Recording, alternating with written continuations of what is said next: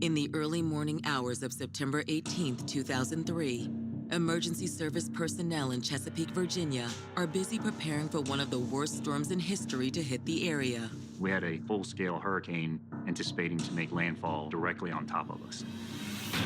At approximately 5:30 a.m., just as the rain from Hurricane Isabel begins to fall, a call comes in to the Chesapeake Fire Department. Hey, we just got a fire call. A gentleman who just so happened to be walking his dog in the morning stumbled upon the fire and called the fire department. When I heard the call, I started laughing. I said, in all this rain, we have a grass fire? We got our gear on, we got on the truck, and went to the scene looking for the grass fire. But when responders arrive, they find themselves face to face with flames that are no laughing matter. When we rounded the corner, all we could see was a big ball of flames in the shape of a car. Firefighters work quickly to extinguish the blaze.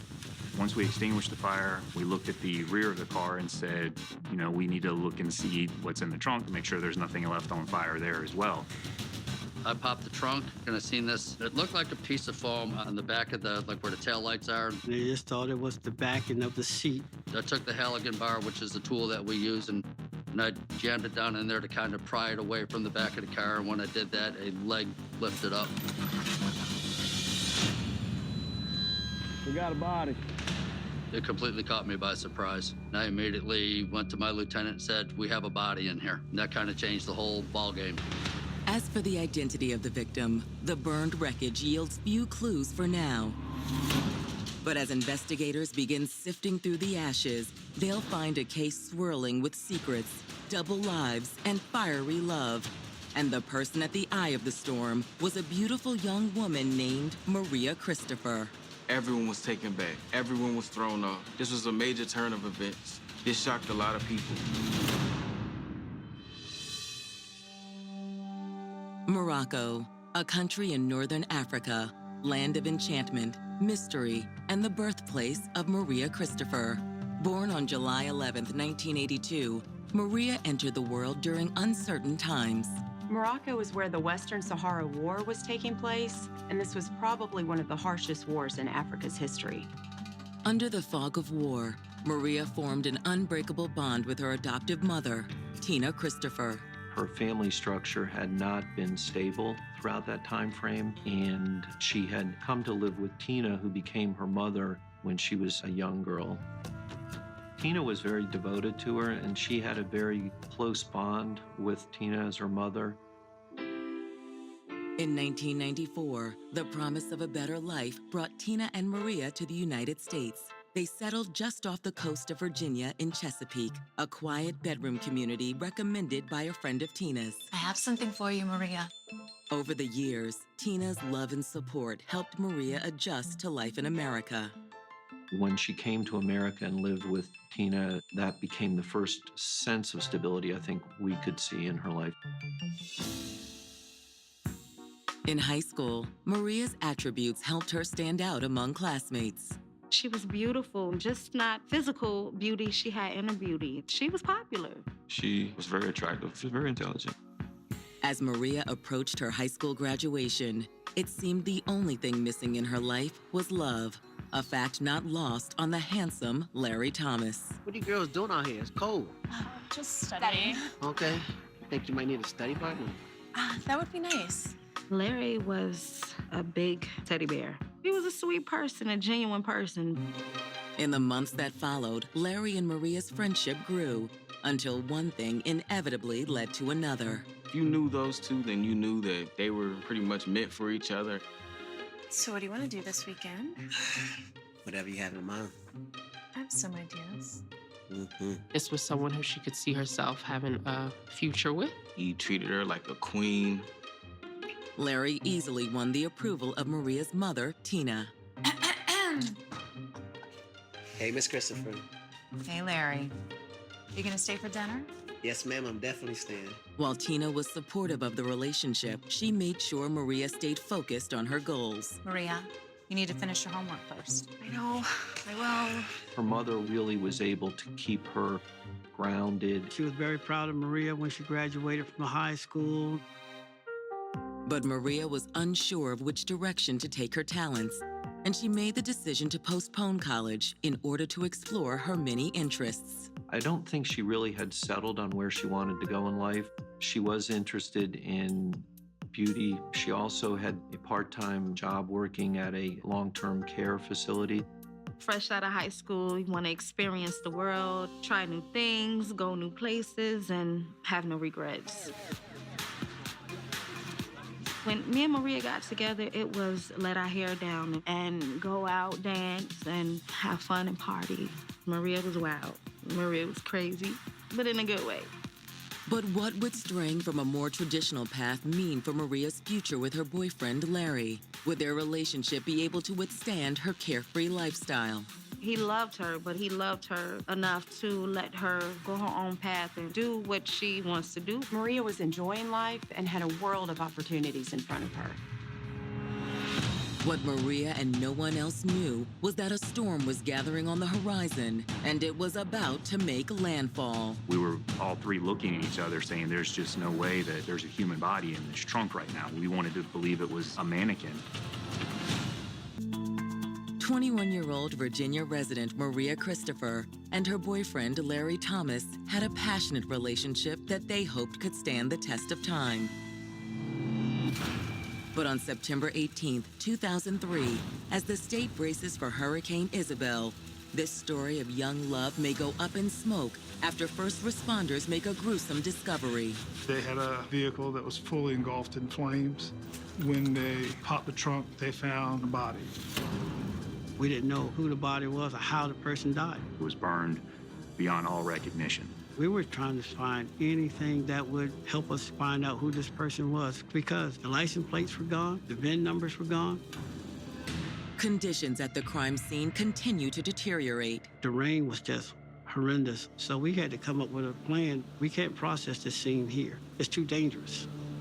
The entire vehicle was moved from that location to a forensic bay. Once the vehicle is safely shielded from the elements, detectives and arson investigators continue to try to identify the victim. I think we got something.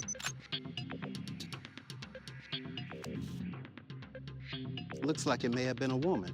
Police soon discover that the body had been protecting another precious clue. The way she was laying, she actually was laying on top of one of her hands, which was protected from the fire. In this case, one of the hands was able to be fingerprinted. The body is transported to the morgue, where investigators join the medical examiner for the autopsy. All right, detectives?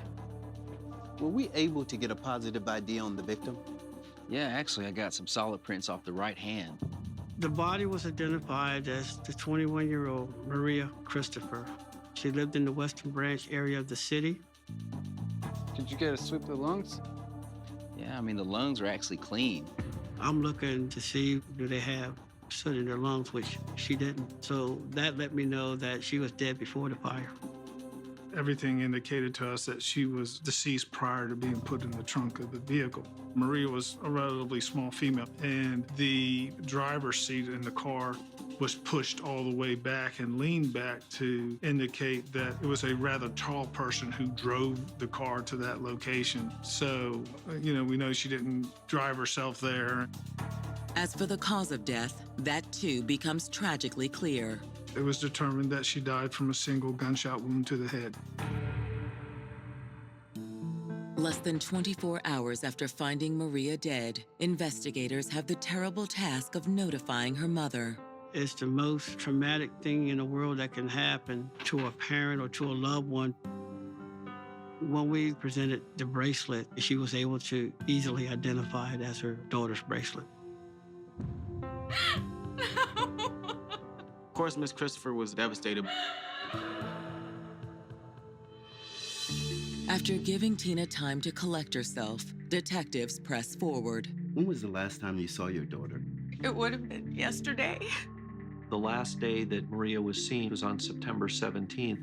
And it didn't bother you that she didn't come home last night? No, I just let her be an adult. I mean, she was always a good girl.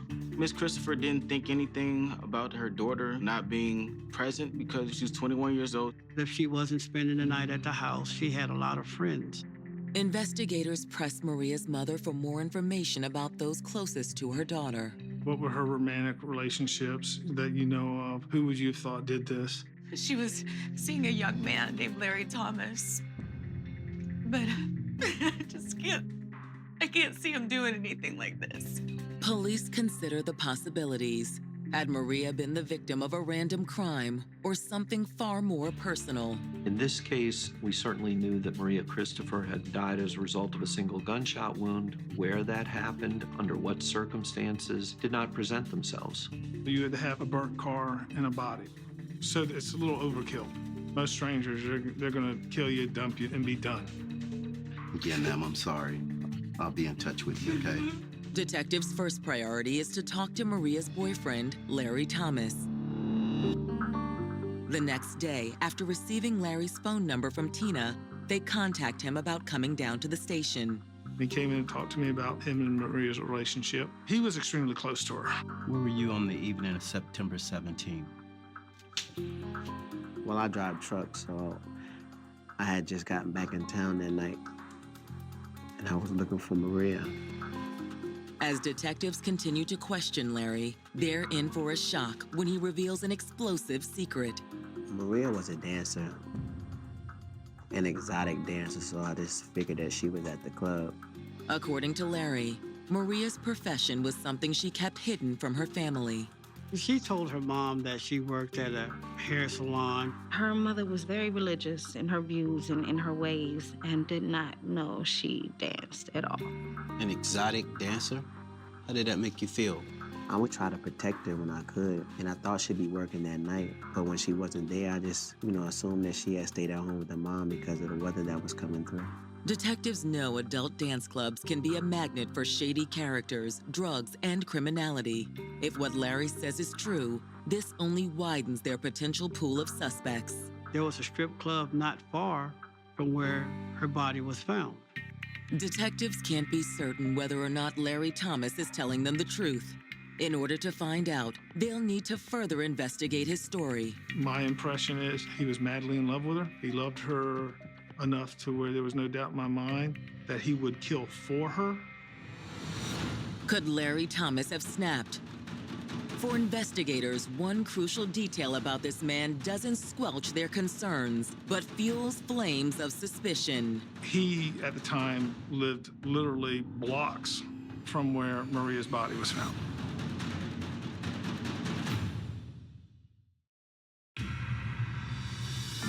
As the tides recede from Hurricane Isabel, authorities in Chesapeake, Virginia find themselves facing a confounding mystery. Who had murdered 21-year-old Maria Christopher and lit her car and body on fire?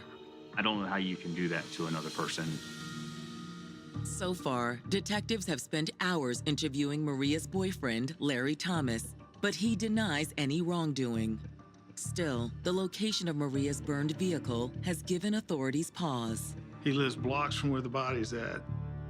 Determined to ferret out the truth, investigators make their way to the gentleman's club where Maria allegedly worked. I'd like to ask you a few questions. It'll cost you a drink, sugar. I need to know if you know who this is. Why do you have a picture of Maria? It becomes apparent to detectives that 21-year-old Maria Christopher had indeed been living a double life. Maria kept her life as a dancer a secret. Maria's mother really thought that her daughter was doing hair. Maria did do hair, but Maria was a showstopper when she got on that stage. Maria's co-worker also informs detectives about the unique understanding Maria and Larry had in their relationship. Larry was not the over-possessive and controlling type. He would come to the clubs while she was there and be there as her bodyguard. He loved watching her dance. Police can't help but wonder if underneath this accepting veneer, Larry is hiding more sinister feelings. Just seeing the person that he loved being out there and showing her body, he would have wrestled with feelings of jealousy, feelings of anger.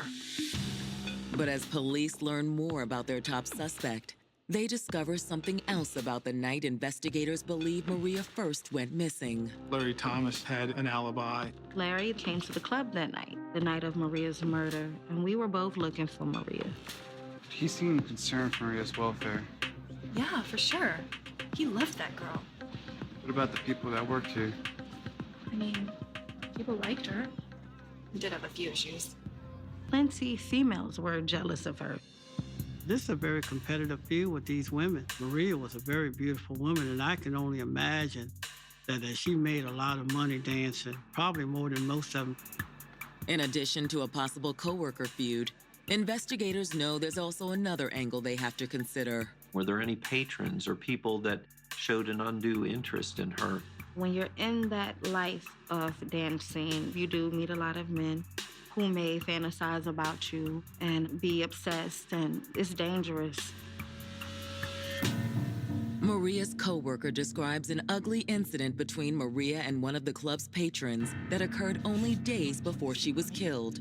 She was known to carry a knife. She actually wound up stabbing a young man in the leg who was basically coming on to her and getting a little too aggressive. She didn't take any crap from anyone. Investigators can't help but wonder if this incident was somehow related to Maria's murder. You know where I might be able to find this man? Yeah, for sure. He's a regular, so we should have his membership info on file.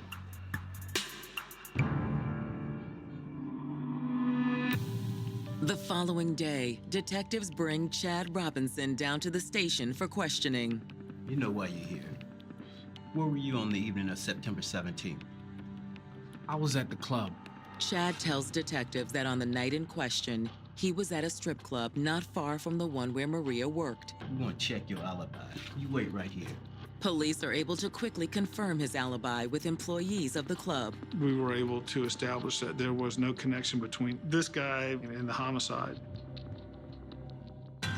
The next morning, investigators decide to revisit a familiar face to see if he can provide them with any additional information. Again, Larry, we want to thank you for coming out. We really appreciate your help.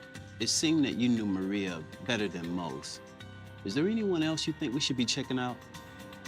But the person Larry offers up is not a jealous coworker or vengeful patron. It's another man. She was seeing this punk kid named Sean. There's just something fishy about him. He started pointing the finger at on-again, off-again boyfriend by the name of Sean Greer. She was in a love triangle.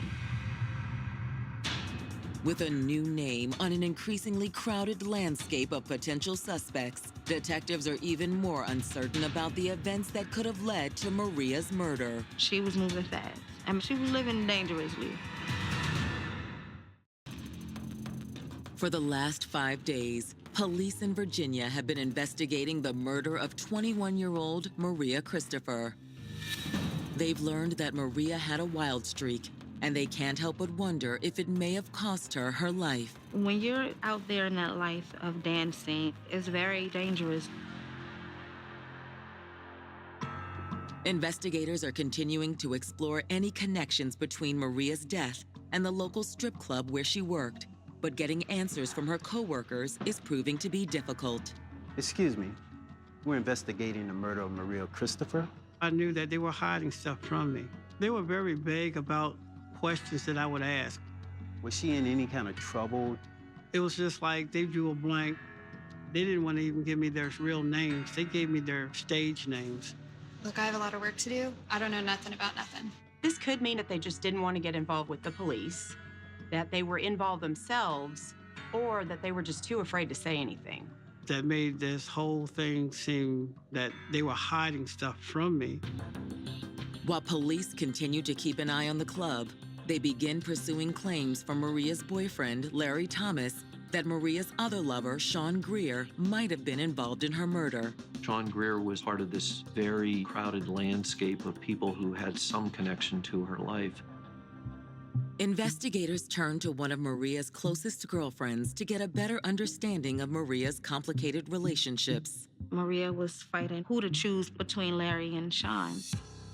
Larry was there for Maria. Maria wanted a sense of safety, a sense of security, and it appears that he provided that for her. If Larry brought the stability to Maria's life, 27-year-old Sean Greer pumped the adrenaline into it. At that age, everyone is attracted to a bad boy. Sean was a bad boy.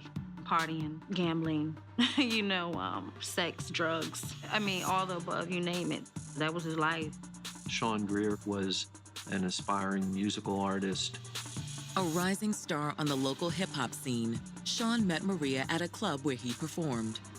She liked the music life, the studio life, the vamp life, where you never go to sleep, you party to the next day. Friends say Maria was fascinated by Sean Greer. Sean was exciting. He was in the local hip-hop music scene. He was on stage. He had an entourage of friends. It was clear that they didn't have a classic dating relationship. What Maria and Sean had was more of a lustful, passionate relationship.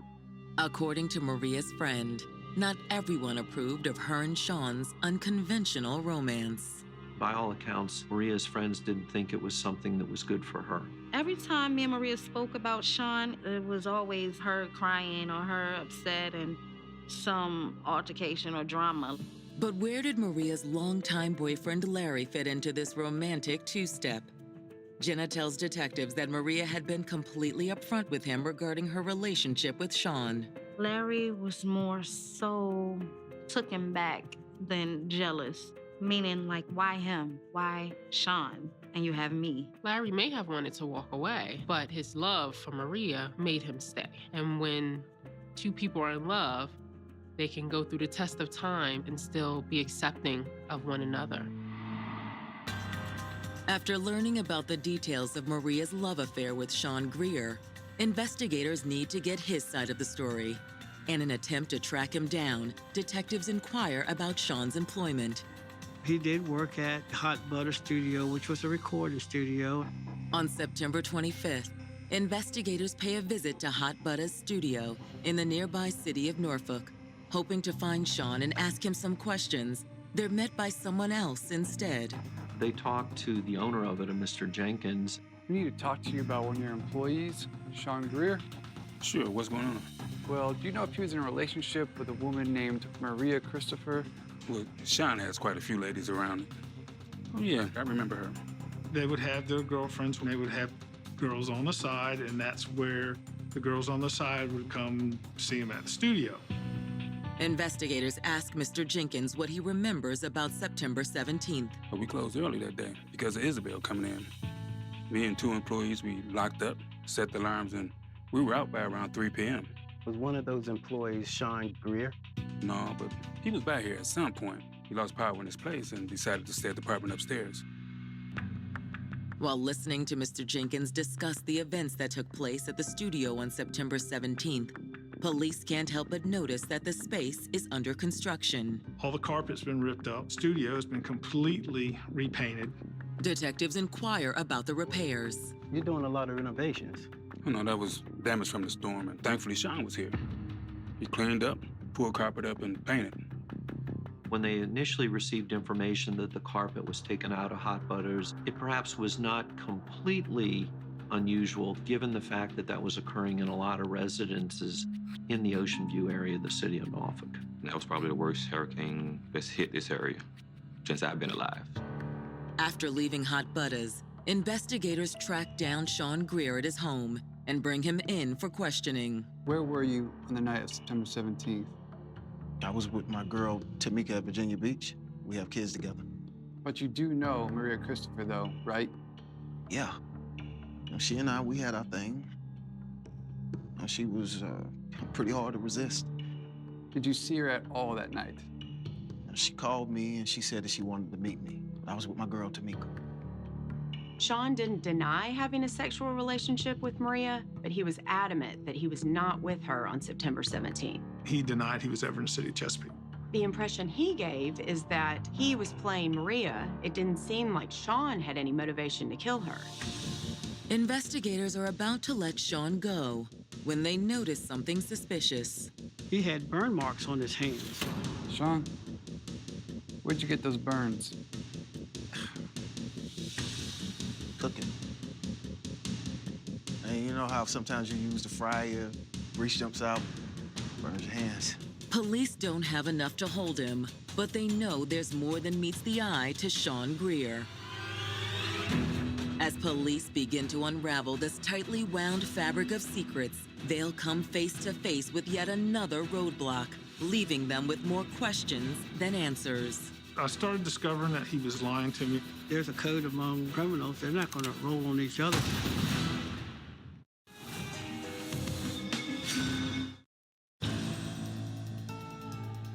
September 25th, 2003. It's been 1 week since Maria Christopher was found brutally murdered. The police were trying to move forward and try to fill in the gap as to what happened between that afternoon of September 17th and when she was found. But investigators aren't able to ascertain the timeline of her final hours with any degree of certainty. Maria always had a lot of stuff going on. Her spontaneity made the investigation even more difficult because she didn't follow a set schedule. However, police have a new lead. After paying a visit to local recording studio Hot Butters, they can't help but wonder if the key to unlocking the mystery behind Maria's final hours is hiding somewhere behind the studio's recent renovations. The carpets ripped up the hallway, but there was no indication that there was a roof leak. So how did the carpet get messed up? The hallway wasn't repainted, just the studio. And how did just the studio part get messed up? What Mr. Greer had told the owner of the business did not make sense.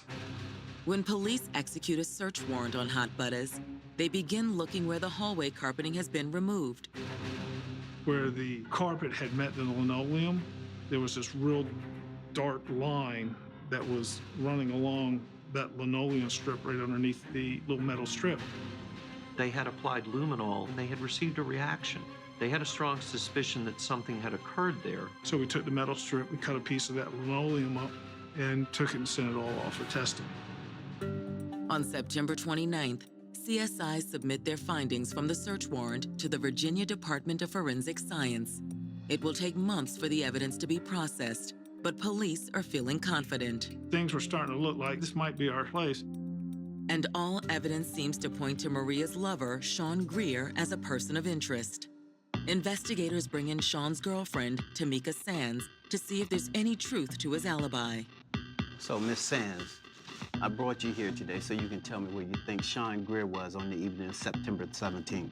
Tamika tells detectives she and Sean were at home and didn't leave for a couple of days. Detectives can't help but question Tamika's veracity. Hot Butters employees put Sean inside the studio at some point between September 17th and September 19th. We confront her about it. She maintains the same stories. I don't care what anyone's telling you. I'm telling you he was with me. Put a little pressure on her. I charge her with obstruction of justice. Stand up. Expand your back. She spends a few weeks in jail, and we go to circuit court. Unfortunately, the judge winds up dismissing her case. Without the leverage they sought to extract the truth out of Tamika, police are left to wonder about why she seems to be covering for Sean. It could be that Sean is covering for Tamika and not the other way around. Tamika might have learned about Sean and Maria's relationship and snapped. It's definitely possible that Tamika, enraged, took the gun, shot Maria in the head. Months go by without any further developments in the case. There were not quick, easy forensic answers to a lot of the questions in the case. But on January 5th, 2004, more than 3 months after investigators searched Hot Butters, detectives received game-changing results back from the forensics lab. We found her blood DNA on that thin black line on that linoleum. It's a significant amount of blood.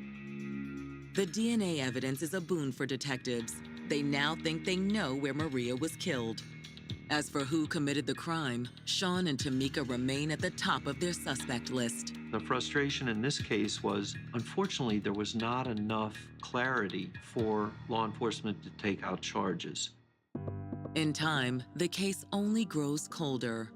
Still heartbroken by her daughter's death, Maria's mother, Tina, had moved back to Morocco. Her mother would call and ask, have you got anything? Have you heard anything? I said, no. It became frustrating to me. This person has got to come off the street. But weeks turned to months, and months turned to years. The case, as it reached into 2005 and 2006, was essentially at a standstill. But the fight to put Maria's killer behind bars wasn't over yet. In March of 2012, the Norfolk Police Department was able to get a grant to start an actual cold case unit. And I joined them. 2 years later, in 2014, the Cold Case Unit officially reopens Maria Christopher's murder investigation. With Detective Victor Powell's undivided attention on the case, he takes advantage of additional investigative resources now at his disposal. The difference between 2003 and 2014 is we now had the ability to break down if a cell phone call went off a particular tower. Police submit Sean Greer's cell phone records to the FBI Cellular Analysis Team to reevaluate what was inconclusive evidence a decade prior. The tracking of Mr. Greer's cell phone showed that he was at the Hot Butters, traveling to Chesapeake, and it shows him talking, going from tower to tower. He gets over to where the body was found, he's talking. We got a good case now. We know that he was in the area. After all these years, did police finally have the evidence they needed in order to bring charges against Sean Greer in the death of Maria Christopher? It's damning, but for beyond a reasonable doubt, not quite there. Much of this was just a shot in the dark. For over a decade, Maria Christopher's murder investigation languished in Southeast Virginia. But in 2014, a cold case unit decided to take another look at this infamous crime, and it soon hit pay dirt. The advances in technology from 2003 were critical in this case. Now, investigators knew that Maria's lover, Sean Greer, had not only been at his recording studio the night of the murder, but had also been at the location where her body was found. Investigators are more confident than ever that Sean is their man.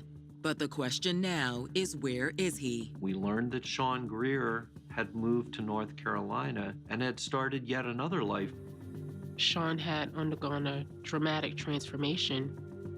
He had gone and taken up culinary school and involvement with the ministry and had repainted himself as a different type of person.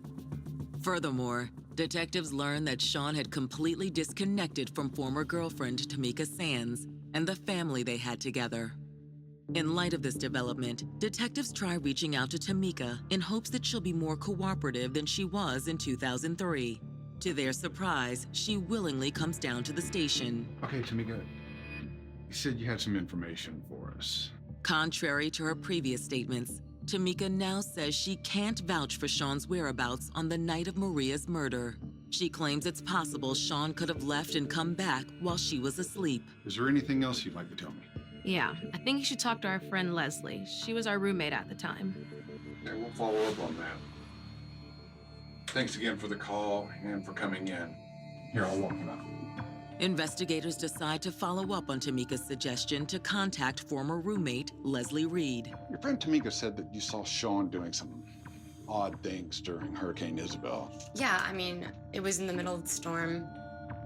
He was burning some stuff. Burning stuff? Know what he was burning? Yeah, I mean, I thought it was really strange, so I took a look in the burn barrel. There was some carpet, some floor tiles.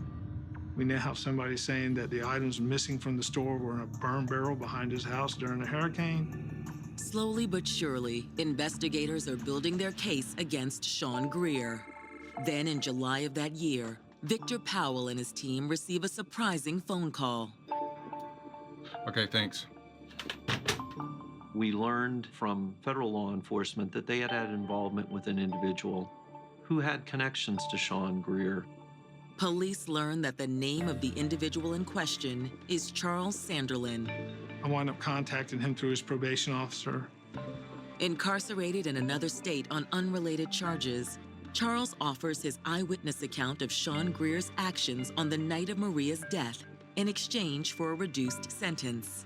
The night of Maria's homicide, he gets a phone call from Sean, all panicky, asking him to come and help him. Whoa, what's going on? Man, she's dead, man. She's dead. So call the police. Call the police. I can't call the police, man. What do you want me to Man, do? I want you to help me, Charles. No, we way past that, man. I'm out. Dude, I need your help. Man, we out, I need your help, We out. man. So Charles left, and out of loyalty to Sean, kept his mouth shut. He agreed that he would come testify to what he told those investigators, basically saying that for 11 years, what he saw that night has been eating at him and chewing away at him. Thanks to Charles' cooperation, as well as the new evidence in authorities' possession, on January 21st, 2015, a Norfolk grand jury hands down a murder indictment against Sean Greer. He was taken into custody in Littleton, North Carolina. Vic called me and said, "We got him. He's in custody." As prosecutors prepare for trial, they connect with Maria's loved ones and learn about Tina Christopher's failing health. Time and health concerns had started to present themselves for Tina Christopher, Maria's mother. What we wanted to give her was at least the ability to have closure that she would know in her lifetime Sean Greer was held accountable.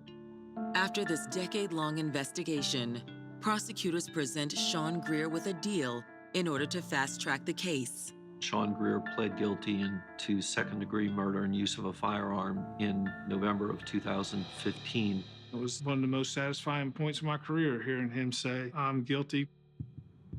While Sean Greer admits guilt, he tells the court an unusual story, that he and Maria had been playing a dangerous game on the night of her death. Sean states that him and Maria were actually playing Russian roulette on the night in question. In this game, it's where you pick up a gun, put a bullet, spin the chamber, and take a shot at life. He said that the two of them were essentially playing around with a handgun that he had picked up and pointed at his head and playfully squeezed the trigger and nothing happened, and then she had done the same thing. And at that point in time, Maria was shot and died as a result of her gunshot wound. For those listening in the courtroom, Sean's statement sounds unbelievable. You know, she's done some reckless things, but nothing of that nature. I can never see her doing anything like that. Maria loves her life. I don't buy it.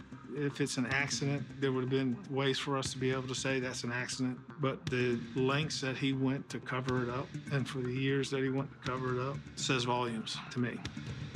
Prosecutors theorize a much more likely scenario is that some sort of confrontation took place that night in the studio. From our standpoint, some trigger had to occur in the room. Why do you think you treat me this way, huh? I mean, like what? Like I'm some other girl in your book? What do you think Tamika would do if I told her about what we've been doing? Maria was not a shrinking violet by any accounts. She was someone who was fiery. Hold on, whoa. Hey, you're not gonna tell Tamika nothing. Oh, yeah? Watch me. Only the two of them would ever know what happened, what made him feel the need. He had to pull the trigger. I have no clue. I wish I did. Those answers may never be known, but what follows next at Sean's sentencing on February 5th, 2016, makes the years of turmoil and anguish all the more worthwhile.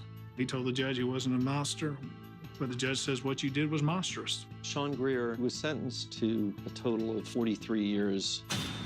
I had so many emotions, you know, like anger, sadness, relief, and betrayal. January 7th, 2013, 12:15 p.m. It's a humid afternoon in Pinellas County, Florida. No matter where you live, you're about 15 minutes away from the beach. While many tourists are enjoying a carefree day in the sun, the staff at a small hotel in St. Petersburg is busy making afternoon rounds. It was what they call kick-out time. The management goes through and check with all the rooms that have not cleared out. Manager Mike Smith knocks on the door of room 120, registered to a Miss Destiny Burks. Miss Burke, it's time for checkout. But no one answers. With a passkey, Mr. Smith lets himself in. Miss Burke?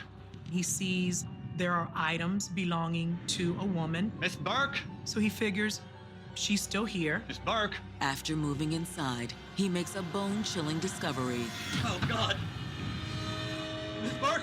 The victim is lying over in the corner of the room, face down. She's clutching her purse. He immediately calls authorities. There's a body in one of my rooms. When first responders arrive, it is clear they are too late. They try to revive her, but she is cold to the touch. They made the determination that she was dead. 330. We're going to need medical examiner. But had this young woman died of natural causes, or was something more sinister at play? At the time, they didn't know if it was a natural death or what it might be. The terrible truth would destroy two families and leave a community cowering in fear. Sometimes, once violence is uncaged, there's no going back. How far it escalated, how far it went, I didn't see it coming. Born on December 31st, 1988, Destiny Burks grew up with her mother, stepfather, and two sisters in a household where achievement and community involvement were cornerstones of life. I raised them in Christianity. We talked about education, what kind of life an individual wants to have for themselves, and how they go about trying to make that life. Our mom always wanted to instill respect for others in us, treating others how you want to be treated, lending a helping hand. By the time Destiny graduated from high school in 2007, she was clearly on the right path. She went to college as soon as she graduated. We moved to Orlando together. Our bond kind of got closer because we, had to help each other pay our rent. She was really into sign language, and that's what she began to study after high school. Despite her passion for her studies, Destiny soon found herself struggling financially. My husband and I were helping at times when we were able to, but it was a struggle for them. In 2010, with unpaid bills piling up, Destiny was forced to put her future on hold. Destiny moved back to St. Petersburg and she was looking for work. But this caring young lady wanted more than just a paycheck. She sought a career focused on helping others. She wants to be a medical assistant and a home health aide. There's a course where you can get your license pretty quickly. So she took those classes, she passed all her tests, and she started working as a CNA home health aide. Homemade stuffing and turkey just for you, Miss Stern. Oh, you spoil me, Miss Bird. Of course. Trying to help somebody's grandmother or mother who has no one. That was her heart. I was really proud of Destiny. With beauty that radiated from the inside out, Destiny never lacked for suitors. Despite the fact that she had a certain physical appearance, she was still a down-to-earth person. Very relatable, approachable, easy to talk to. She would always laugh and tell jokes, and everybody just loved to be around her. Her personality just glowed. But for Destiny, when it came to love, not just any man would do. She wanted someone to take care of her. And it wasn't until the summer of 2011 that she finally met the man she'd been waiting for, 24-year-old Jamal Jenkins. Destiny met Jamal through her childhood friend, Marika, who is his sister. Destiny, this is my brother, Jamal. Hi. Oh, we've not met before. I was thinking the same thing. From the beginning, it was clear that Jamal knew how to treat a beautiful woman. Would you like to do something this weekend? I could cook for you. I like that. Okay, I'll pick you up at 7. Okay, see you then. From that night onward, Destiny and Jamal's relationship lifted off. Destiny liked it tall and dark-skinned guys, so I think he was a fit for her. He wanted to shower her with gifts and show Destiny that he appreciated and he loved her. Though their chemistry was off the charts, both knew that this was more than a passing fling. He was head over heels in love with her, and Destiny was equally as smitten with Jamal. Yet in some ways, this young man seemed like a surprising choice for Destiny. She was a good girl, trying to make a difference in her community. He's a bad boy. Jamal had a fairly extensive criminal record. He was involved in drug sales. But Destiny saw the good in Jamal, and before long, her influence appeared to be wearing off on him. She said something about them relocating to Orlando so that he can get out of this environment. He wanted to marry her. After only a few months together, it seemed like Jamal and Destiny's lives were headed in the right direction. Then in January of 2012, Destiny saw their dreams go up in smoke. Jamal gets arrested for cocaine possession. He went to jail for like a year. Heartbroken, Destiny threw herself into work, taking on a second job as a cocktail waitress at a local club.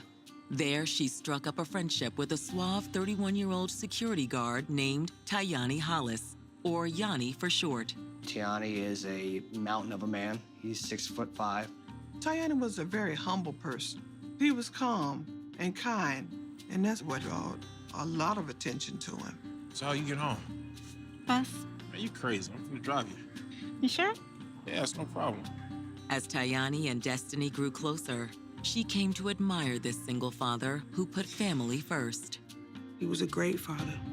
Gotta love our job, huh? I mean, when I'm not working, I'm hustling. I want the very best for my baby. Oh, yeah? What are you looking to do? Promote music. He really liked promoting and bringing people into town to perform. He found his calling. Before long, what began as a friendship crossed over into something else. She liked him a lot, and he really loved her. Baby, you beautiful. Come on. More than anything, though, Tiani wanted what was best for Destiny. So I have something I want to talk to you about. There's this sign program in Orlando that I want to sign up for. You got enough money saved up. I say go for it. He wanted what was best for her. He wanted to see her do good. But what about us? I want to be here when you get back. Follow your dreams. Oh, you're amazing. As much as they cared about each other, they agreed that a long-distance relationship would be hard to maintain, so they decided to take a break. But no matter what, they promised to remain friends. So how had this young woman with such a bright future met such a tragic fate on January 7th, 2013? A spine-curling discovery is about to give law enforcement a crucial clue and send them on a roller coaster ride like no other. Investigators quickly begin to suspect that something shady is going on. After Destiny Burke's passionate romance with bad boy Jamal Jenkins ended in heartbreak, a gentle giant named Tiani Hollis helped her find her way back to love. I think it was really nice the way he treated her. It looks like the relationship is blossoming. But when Destiny was accepted into a school program in Orlando, Florida, nearly 2 hours away from Pinellas County, the couple decided to hit the pause button on their relationship. He encouraged her to go back to school in Orlando. Although it meant separating as a couple, both hoped to remain good friends. But now, just weeks before Destiny was planning to relocate to Orlando, her lifeless body has been discovered on a hotel room floor in Pinellas County. As detectives arrive at Destiny's room, they soon have a hunch about what may have happened. They didn't see any obvious injuries, but where this occurred, it's a known drug area, and that particular hotel itself is known to have quite a bit of criminal activity going on there. It fit the mold of a typical overdose in a hotel room. But when detectives take a closer look at their victim, they spot something disturbing. She has some blood on her face. Because of the positioning of her head, the direction of the blood wasn't consistent with someone who has what they would consider to be purge. Investigators trace the trail of blood down Destiny's cheek, which leads to a chilling revelation. She has a gunshot wound to her head. It was a homicide. But without knowing more about their victim, detectives can only guess at a possible motive for the crime. Perhaps Destiny was involved in something shady. Then again, it could be domestic violence related or a robbery gone wrong. A look inside the victim's purse helps detectives rule out one of these theories. Well, it wasn't a robbery. Her identification was still there. Her credit cards were still there. She still had cash in her purse. Obviously, if this was a robbery, those things would be missing. Surveying the scene also helps investigators begin to reconstruct Destiny's activities that evening. Investigators find 2 takeout boxes in the room. Obviously, she had company that night. They were definitely eating for 2. While detectives can't say for sure whether Destiny's dining partner was her killer, they believe she knew whoever pulled the trigger. There's no signs of a struggle, so I would make the assumption that this is somebody who she allowed to come into the room with her. It was an execution-style homicide. People don't typically get killed in this manner when they're strangers. With little else to go on, detectives head to the address found on Destiny's driver's license. We need to start trying to find out who Destiny was. Hello. Hello, sir. Pinellas County PD. Does a Miss Destiny Burke live here? Yes, she does. She's my stepdaughter. Is everything okay? Can we come in for a few minutes, sir? We have some information for you. Yes, please. Detectives are now faced with the painful task of breaking the tragic news to Destiny's parents. The hardest part of this job is not the long hours. It's telling a parent that their child is dead. Folks, I'm very sorry to have to tell you this. Destiny was found murdered this morning.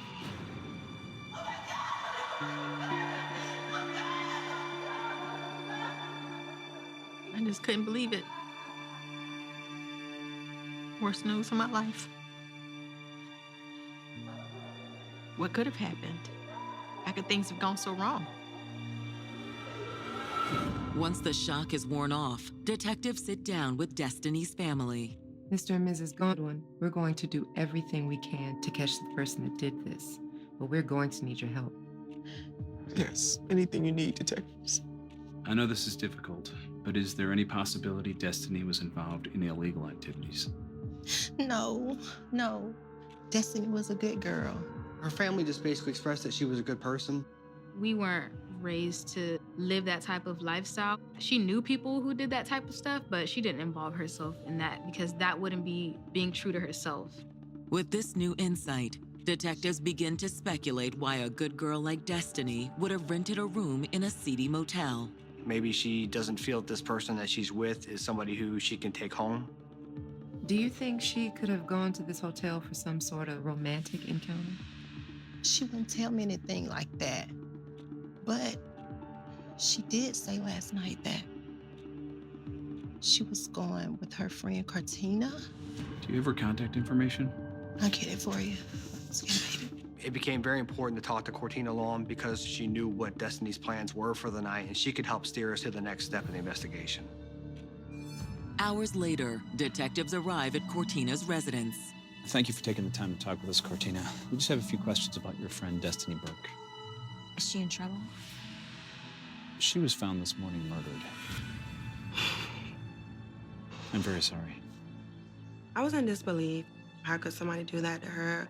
Once Cortina has time to collect herself, she helps detectives fill in the blanks about Destiny. Cortina and Destiny were very close. She knew quite a bit of her intimate details of her personal life. Do you know if Destiny was seeing anyone? No, not officially.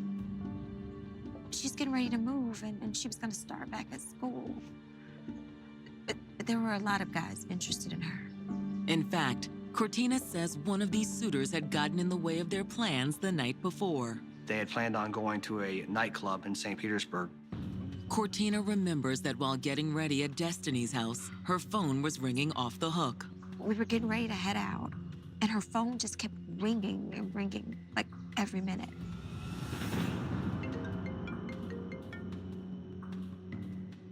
Are you gonna answer that? No, it's just Vance. I don't feel like talking to him. Had you ever heard of this Vance guy? Never. I actually thought she was with Tayani, but she said they were on a break. You know how it is? Yeah, break. Well, that's a good thing you're going out tonight.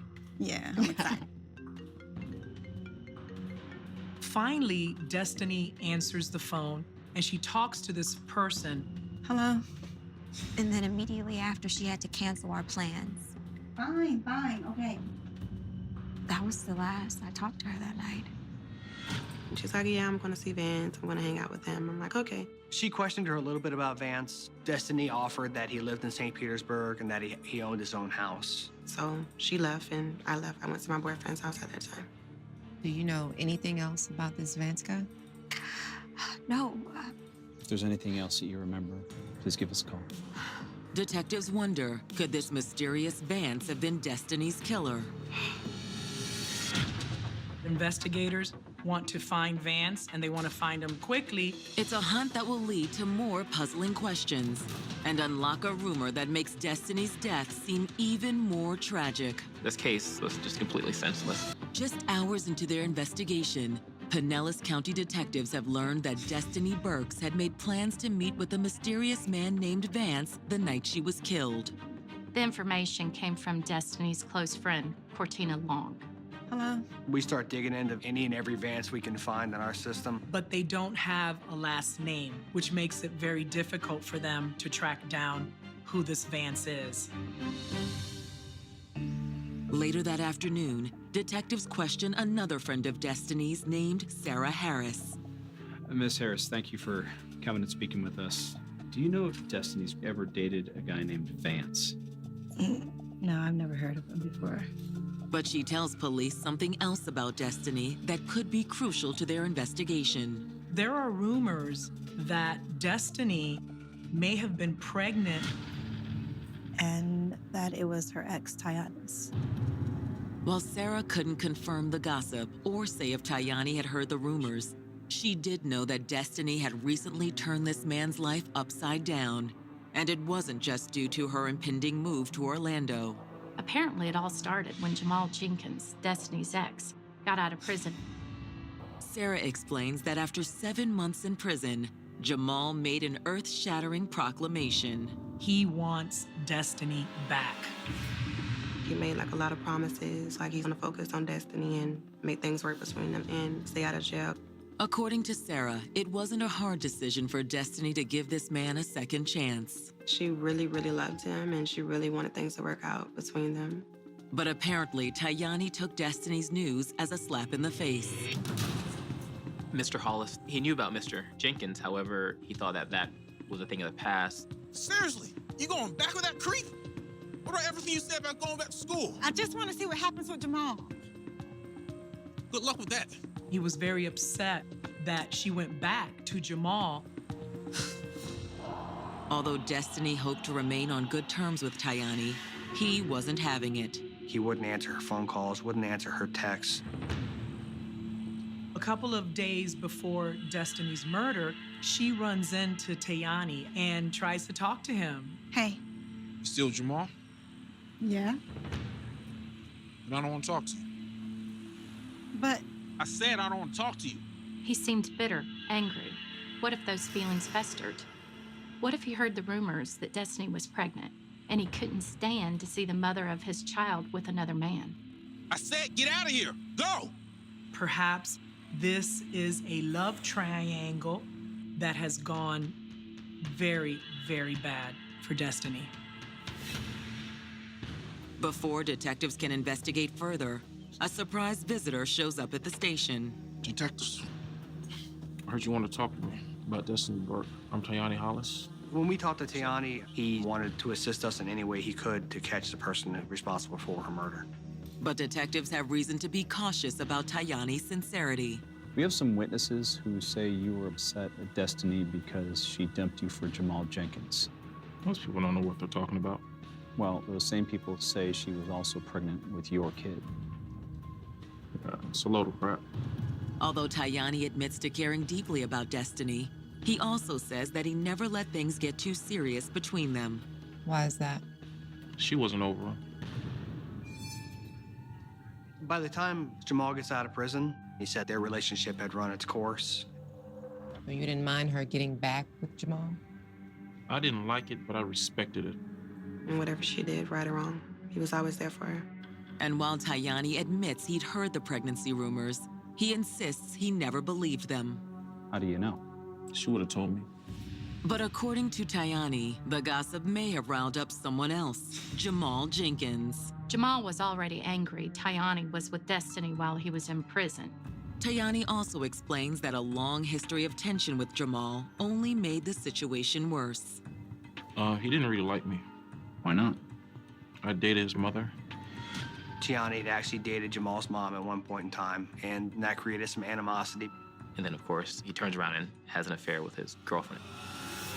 Tayani says that just a week before Destiny's murder, Jamal approached him with a clear ultimatum. You need to stay away from my girl, man. Man, you better step back. Man, you need to stay away from my step girl. back. Hey, man. You don't know me. Go, man. Well, watch your back, man. Watch Go, your back. man. Watch your Hey. back, man. According to Tayani, even though he was upset with Destiny for getting back together with Jamal, the threats were the main reason why Tayani put the brakes on his friendship with her. Tayani stopped talking to Destiny once he received the threats from Jamal, just to keep the peace. Tayani just didn't want any drama, and Destiny was bringing drama into his life with Jamal. Is Tayani's story the truth, or just an attempt to shift the blame onto someone else? Authorities want to talk to Jamal. They need to get his side of the story. But before they can reach him, a deep, dark secret will blow the case wide open. It's pushed her into a corner where she has to lie, even to her closest friends. Hours after Destiny Burks was found shot to death in a Florida hotel room, her former lover, Tayani Hollis, pointed the finger at another man, Destiny's on-again, off-again boyfriend, Jamal Jenkins. But Pinellas County detectives aren't sure what to make of his claims. Investigators are still a bit suspicious about Tayani. Tayani portrayed Jamal as jealous of his prior relationship with Destiny. But it's possible Tayani was just trying to cast suspicion on someone else. While police attempt to reach Jamal Jenkins, Destiny's friend, Cortina Long, contacts police about a growing suspicion. I just been thinking since I last talked to you, and the night Destiny was killed, I don't think she was going to meet a guy named Vance. Who was she going to meet? I don't think Vance is a real person at all. She had her suspicions that Vance was not a real person. Why would she make something like that up? To hide who she was really going to see. Who was that? Her ex, Jamal. Cortina now fears that this secret meeting led to her friend's demise. According to Cortina, after Jamal and Destiny reunited in the summer of 2012, she had never been happier. They were, having a good time. Yet Cortina claims that before long, there was trouble in paradise. Jamal was really angry about the rumors he was hearing. He was hearing rumors that she was pregnant. He did believe that Destiny was pregnant with Tiani's child. He would confront her about it, and she would deny it, and he would still think that she was obviously lying. Cortina describes how Jamal's growing insecurities made him more and more controlling. He just wouldn't believe her. He saw Destiny as a possession. He became verbally abusive. In the tumultuous months that followed, Cortina says she could only watch as a sad cycle repeated itself time and time again. They would break up and get right back together. But Cortina says Destiny did have a breaking point. Destiny learned Jamal was still dealing drugs. She realized that he wasn't going to stop doing whatever he was doing, and he probably was going to end up back in jail. So she was finally going to get away from him. According to Cortina, on December 26th, Destiny met Jamal at a nearby hotel in Pinellas Park to tell him it was over. How could you do this to me? What are you talking about? I know you're dealing again, Jamal. No, I'm not. Yes, you are. You're a liar. You know what? This is over. We're finished. Hey, who do you think you are? Stop it. Let go of me. You can't leave me. Let go of me. Hey, get back here. Get back here. Cortina says that while Destiny managed to flee from the hotel unscathed, Jamal caught up with her at a stoplight a few minutes later. Jamal was following her. He approached her vehicle from behind and began to ram the back of her car with the front of his car, ultimately causing her to spin out, hit the curb, and go up onto the sidewalk. By the time police arrived at the scene, Jamal had already fled. Though heavily shaken, Destiny gave officers a full statement. She cooperated with law enforcement, provided all the information on Jamal. Cortina says Destiny seemed relieved when days after the incident, police decided to charge Jamal with aggravated battery with a deadly weapon. She's like, I'm gonna get an injunction against him, and I don't want to see him anymore. She was actually going to testify when it came time to trial. But to Cortina's surprise, she got some troubling news from Destiny a few days later. He's been contacting her and had been trying to get her to drop the charges. Although Cortina believes Destiny was done with Jamal, there was something about her friend's conversation with Vance on the night of the murder that still haunts her. Hello? It reminded her of how Destiny dealt with Jamal. She didn't tell the person on the phone that she and Cortina are going out to a club. If it was Jamal that she was talking to, she wouldn't tell him that she was going to a club because he wouldn't approve of that. I hope that helps. It does. Thank you for your time. Thank you. Using surveillance footage from the hotel where Destiny was murdered, detectives hope to settle the question of who she really went to meet that night. They were able to find video of Destiny arriving at the hotel in a silver four-door. Shortly thereafter, you see a second car. At that moment, a black male who is hard to make out on camera exits the vehicle and joins Destiny. Based on her physical actions. It tells us that that person is someone who she's comfortable with. The two proceed over to the room. 26 minutes later, at 1:36 a.m., the same man is seen leaving the area leading to the room. He then gets into the driver's seat of the car that Destiny was driving, starts the car, and then proceeds out of the area. Nobody entered that room again until management went in for kick-out time. Which is compelling evidence that whoever this man is was Destiny's killer. While detectives can't identify the suspect, any lingering doubts they had about Tyani Hollis disappear. Tyani was a very muscular person, a very large person. The person in the video was very, very slim, so we knew that that wasn't him right off the bat. Yet detectives' suspicions about Jamal Jenkins have continued to mount. He still hasn't responded to police's numerous efforts to reach him. After making contact with Jamal's mother, detectives learned something else highly incriminating. Well, thank you for coming down. Have you had any contact with him recently? Yes, my son called me a couple days ago. Jamal's mother confirms that he called her and said that something bad happened. He's not going to be able to come back home, that he's going to be on the run for a while. That just kind of makes the hairs stand up a little bit on the back of your neck.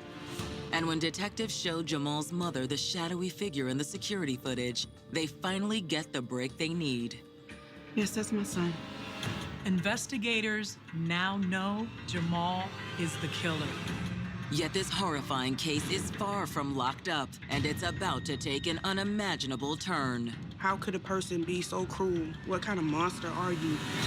After the murder of Destiny Burks in Pinellas County, Florida, the prime suspect, her on-again, off-again boyfriend, Jamal Jenkins, is on the run. We have no idea where he's at, whether he's still local or whether he's fled the area. After alerting authorities in neighboring counties, detectives issue a warrant for Jamal's arrest. I sat down with the family and I explained to them, this is who murdered your daughter, and we were after him. I was filled with a lot of anger. I felt powerless because we were each other's protectors. And when the autopsy report comes back on Destiny Burks, what it reveals only further underscores what a tragedy this case is. At this point, detectives speculated that the motive probably had something to do with Jamal's belief that Destiny was carrying Tyani's child. But the autopsy showed Destiny wasn't pregnant at all.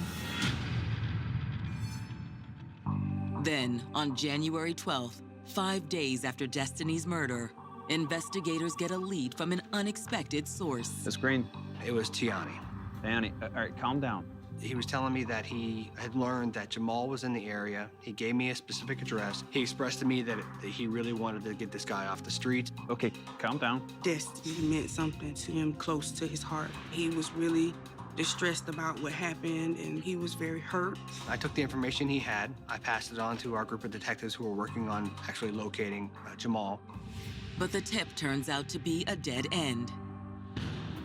2 days later, on January 14th, Pinellas County detectives get a call from the St. Petersburg Police Department about a shooting in their jurisdiction. They say the identity of their suspect is sure to be of interest. His name was Jamal Jenkins. This incident was actually witnessed by someone who recognized Jamal and watched him leave the area. But that isn't the most shocking part.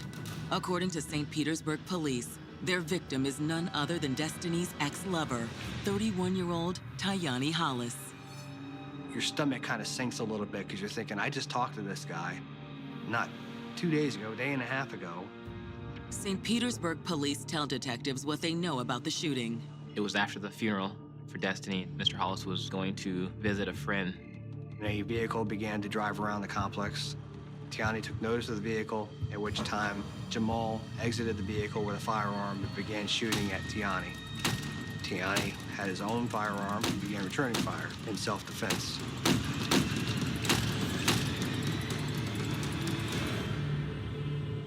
Detectives learned Tyani had been rushed to a local hospital, and his condition is dire. As for Jamal Jenkins, detectives now know what kind of monster they're dealing with. He came right back to the place where every cop out there is looking for him. You can't be in the right state of mind to do that. It was clear that apprehending him as soon as possible was urgent. Meanwhile, at a St. Petersburg hospital, Tyani Hollis's condition only worsens. Everybody was crying, trying to get it and hold it together. I couldn't even say one word without, crying. In Tyani's final moments, his family is by his side. I felt like my whole life was over, and I felt like I wasn't even alive no more. I felt dead, just like my dad. That moment was devastating. I was very hurt. I'm still hurt. Tiani had one of those gut feelings. He was concerned about catching this guy, and we didn't catch him, and now he's dead. By now, the manhunt for Jamal Jenkins has kicked into high gear. We used every possible resource that we could to try to track him down. We held a joint press conference so that we can ask for the public's help. We were out knocking on doors, talking to people on the streets. We were able to enlist the help of the U.S. Marshals. The Marshals have technologies and resources to find people when they don't want to be found. All the while, rumors are swirling that Jamal may be planning another attack. We had heard about this supposed list, these people who had wronged him, who he was going to pay back.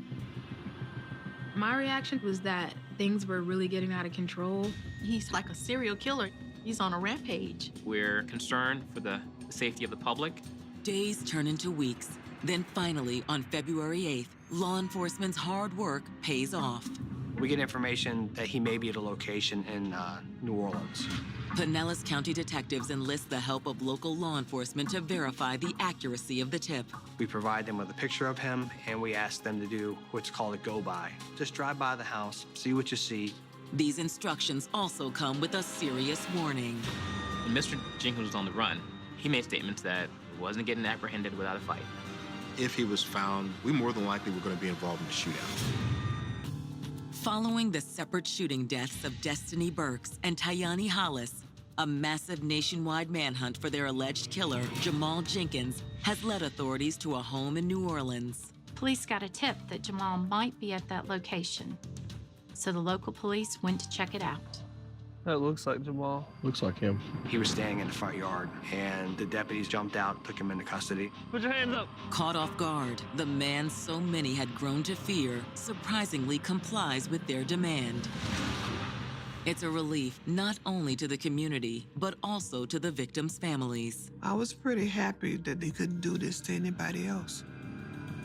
I was glad he would be brought to justice, made to pay for this. The next day, Pinellas County detectives arrive in New Orleans. But in a jailhouse interview, Jamal refuses to even acknowledge their presence. We'd like to hear your side of everything. So can you sit up and talk to us for a minute? He never made a sound. He never looked back up. It was very odd for him. It was very creepy. Well, it's the last time I'm going to ask you. But if you don't want to talk to us, man, just say, I don't want to talk to you. No response. All right. We never got a statement from him. He never said a thing to us. On May 9th, 2013, Jamal is extradited to Pinellas County, Florida, where he faces 2 charges of first-degree murder. Because of the heinousness of both crimes, we were wanting the death penalty. As prosecutors prepare for trial, they refuse to leave any stone unturned. Certainly, they believed they had a very solid case against Jamal. They had surveillance footage, eyewitnesses, there was a history of violence. But as it turns out, it's Jamal's own recorded words that might be the most incriminating evidence. He had several calls with a cousin in jail a few weeks before Destiny's murder. All of our phone calls at the Pinellas County Jail are recorded, so we go back and listen to phone calls. Listen to this. And what Jamal says is jaw-dropping. Man, what they do, man? What's going on? Man, this dumbass fool, bro. This fool taking me up through and I'm letting my ass. During those conversations, he made mention to the fact that he wanted her to drop the charges about the incident where he rammed her car. If she wasn't going to cooperate with him, that she was going to end up paying the price. Feel like, bro, if you cold enough to sit there and pull that bitch, I'm gonna kill you. But Jamal's unhinged rant didn't stop there. That hoe, she told me straight up, she went and fucked with Oh. You know the she been with Yanni, right? You hear him reference the name Yanni, and that was Tyani Hollis. It was clear that he was very jealous. And Jamal wasn't shy about his plans for his rival. Straight up and down, my you know how I'm coming, bro. It was almost as good as a confession. Looks like we got him. Although no one knows for certain why Destiny agreed to meet Jamal the night she was killed, prosecutors now have a compelling theory. It's pretty obvious that between December 26th, where he's committing a potentially life-threatening crime against someone who he claims to love, to January 7th, he was somehow able to get back into her good graces. Whatever it was about him that drove her back to him, it may have been love, or a version of love, that kind of feeds to the whole addiction of the relationship. Authorities believe that evening, the couple shared a quiet dinner together before Jamal pressed Destiny on whether she intended to drop the aggravated battery charges against him. So you're gonna drop the charges, right? I'm still thinking about it. You are one damn piece of work, bitch. Me? You're the one that tried to kill me with a car. That's because you deserved it. You know what? Screw you. My theory has always been that she got mad at him again. She refused to drop the charges. So he did what he thought he had to do.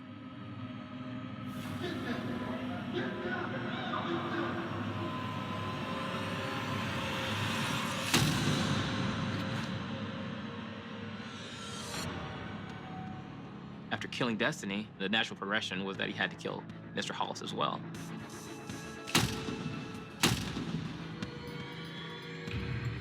Definitely a lover's triangle case, and a very unfortunate one.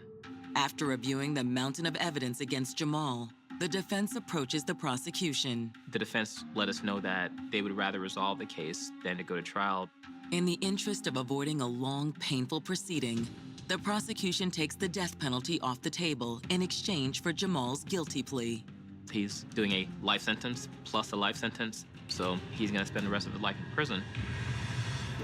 Despite this harsh punishment, Tayani and Destiny's loved ones still struggle to move forward. I asked the Lord to help me forgive him, you know. There is found dead on a seedy back road. A clandestine life of betrayal is brought to the light. The area was known for drug use, prostitution, dumping stolen cars. He knew that she was having an affair, and he was angry.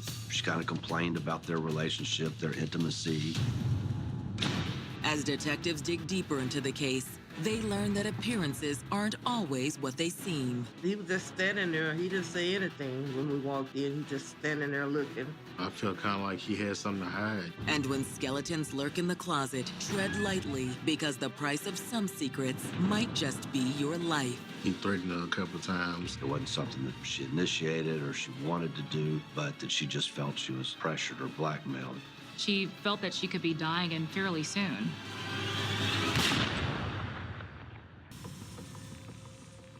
Tuesday, November 1st, 2005, Houston, Texas. At 10:15 p.m., residents Jay Thomas and his mother Sharon are traversing the city in an attempt to lull Jay's cranky infant son to sleep. Well, the crying stopped. You think he finally wore himself out? Yeah, it looks like he's sound asleep. And they exited the freeway and were looking for someplace to turn around. This road doesn't feel safe. No, we scare too easily. As they pass the 400 block of Rankin Circle Drive, they spot something in the middle of the street. They notice the woman lying face down next to a 2002 Ford Explorer. In a panic, Jay immediately dials 911. Within minutes, first responders arrive at the scene. All right, if you'll sit right here on the front of the car, we'll take care of it. As they check the woman's pulse, it's clear the time for aid has long passed. Authorities are called to the scene and they pronounce her dead. We need a supervisor, CSI, and major crimes. There was a thought that she may have been actually victim of a pedestrian automobile accident because there was a pool of blood beneath her head. Her clothes were ripped off, which is not uncommon in a vehicle-pedestrian collision. As for the identity of the victim, that too is soon answered. Police look inside the vehicle and find the victim's purse. Her driver's license identifies her as Angela Alex. 30-year-old Angela Alex is a resident of Houston. What was Angela doing on this desolate stretch of road? And was this an accident or not? For police, it's a case that's about to take one unexpected and nefarious turn after the next. Because when you shine the light on love, sometimes danger lurks in unexpected places. This is such a twisted story. This was somebody that she knew, she trusted. And to do something like that, it wasn't just wrong. It was evil. Born and raised in Houston, Texas, Angela Alex always wanted to be a mother.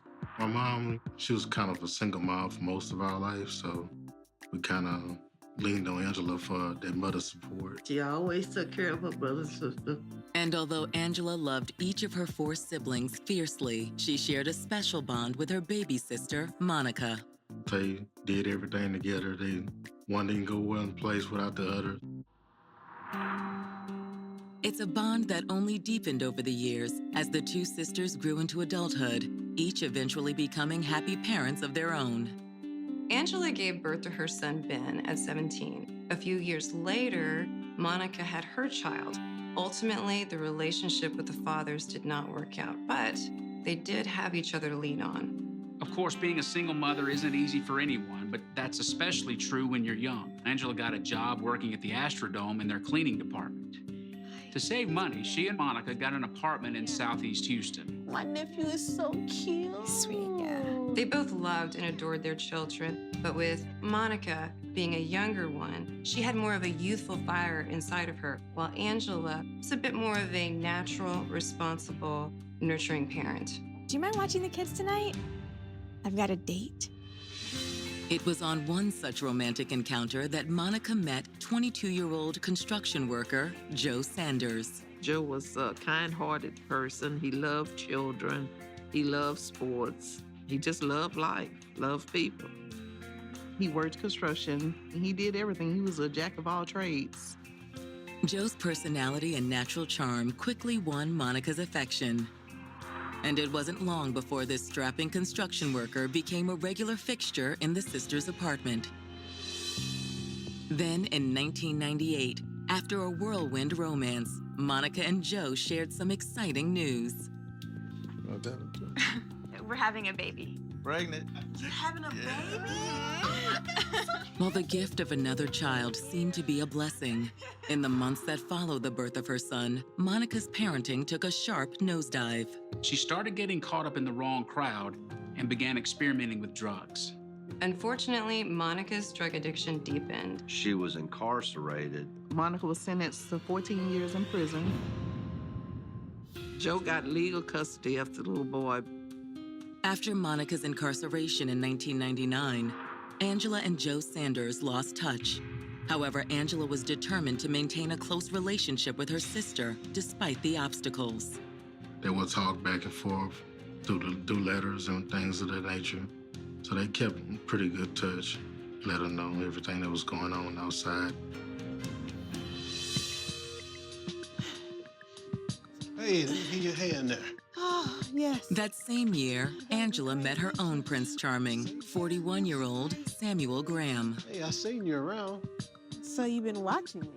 Girl, I couldn't take my eyes off you if I tried. Samuel was a property manager with the city of Houston. He had a good job and a stable life. And become good friends and start talking, and one thing led to another. She got with Samuel and she wound up getting pregnant from him, which was her second child.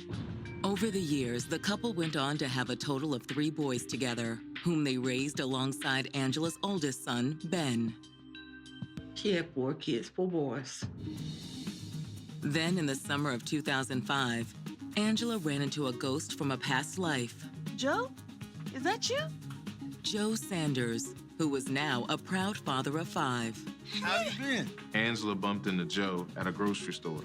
They hadn't seen each other in years. Well, you know, me and Sam were still together. How's my nephew? Isn't he like 7 now? Yeah, he's 7. Oh. Actually, Joe's been having some issues at school. You know, he just can't seem to settle down. He confided in Angela that his son had actually been kicked out of the after-school program. And this put a strain on Joe and his fiancée, Tanya, who both had full-time jobs. Okay, well, how about this? I can pick them up from school. I have to make those rounds anyway, picking up my boys. You really help us out like that? Yeah, he's my nephew, and I would love to spend some time with him. She volunteered that she would do it because she was wanting to see him anyway. That autumn, Angela and Samuel received surprising news.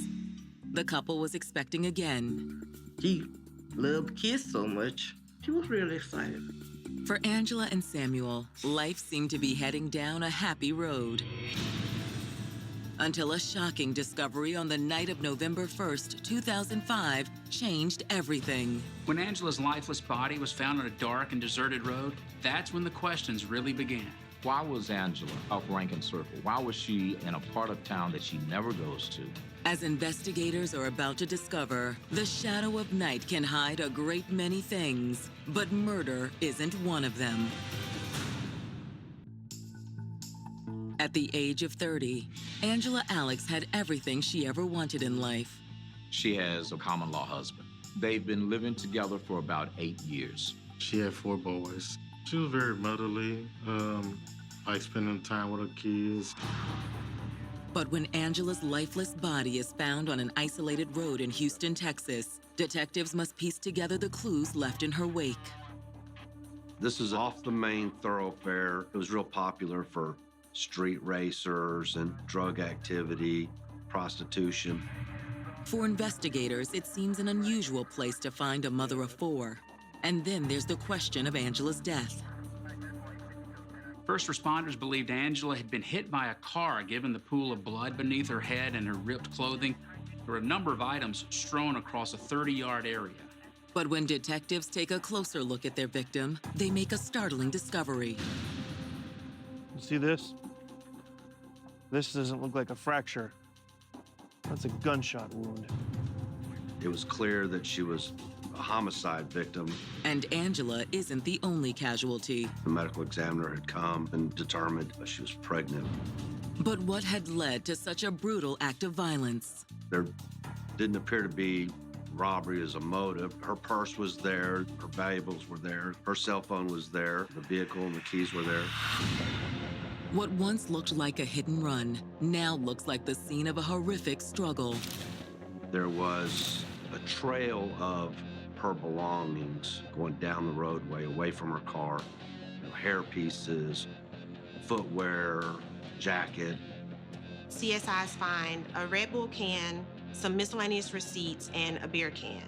There are 2 live rounds of .22 caliber ammunition and 2 spent shell casings. CSI collect and catalog all items found for possible DNA evidence. As the CSI team continues to process the scene, detectives take steps to contact Angela's family. At about 3 a.m., local authorities go to her house to notify the family members that something tragic has taken place. We go up and start pounding on the door. The gentleman comes to the door. Sir, I'm Detective Reynolds from the Harris County Sheriff's Office. Are you related to Angela Alex? My name is Samuel Graham. Angela's my wife. He acknowledges that he is the common law husband of Angela. We asked to come inside. At first, he was kind of hesitant to let us inside. I know how these things go. I'm not so sure about letting you in. So unless you got a warrant, you need to tell me what you got right here. Sir, I can't stress the urgency of this conversation. It's important, and you're going to want to sit down. Finally, Samuel concedes and allows them inside. It's then detectives deliver the tragic news. So what's this all about? Mr. Graham, I regret having to tell you this, but your wife, Angela, she's been found dead. Angela's dead? He didn't show any signs of grief, and detectives thought that was a bit strange. Didn't know if that was just his personality or he just didn't have any emotions to it. Suspicious of Samuel's behavior, detectives ask that he accompany them to the station to make a formal statement. But first, Samuel contacts family members to watch the couple's 4 young children. 2 or 3 o'clock in the morning, here come this phone ringing. Need for you to come watch the kids and bring somebody with you. So I said, oh, this is serious. They got there and they told us the news, the bad news. We all just stood there in shock. It was just a hard thing to deal with. You never think that happened to you. While the rest of Angela's family soaks in the terrible news, Samuel sits down with detectives. Tell us about your relationship with Angela. Did you have any problems? Not at all. Angela and I were really happy together. We loved each other. All right, so let's walk through the day again. He had been working with a family member. During the day, he got a couple phone calls from Angela. She had told him that she had put some things on layaway at Walmart. When he arrived home about 7:15 in the evening, he sees Angela. Around 7:30, Angela and I had dinner. About 9:30, she said she was going out. She left a little while later without telling him where she was going. He just assumed it was probably to Walmart. Samuel took a shower. Then he said he went outside, smoked a cigarette, came back, watched some TV, while he kept trying to call Angela. No answer. So I went to bed. Next thing I know, you guys are knocking on my door, waking me up. When asked who could verify his whereabouts, Samuel claims that all 4 kids were at home that night. And while the younger ones were asleep, his older stepson, Ben, could verify that he was at home because he was awake. While Samuel's story sounds plausible, his reaction to Angela's death still troubles detectives.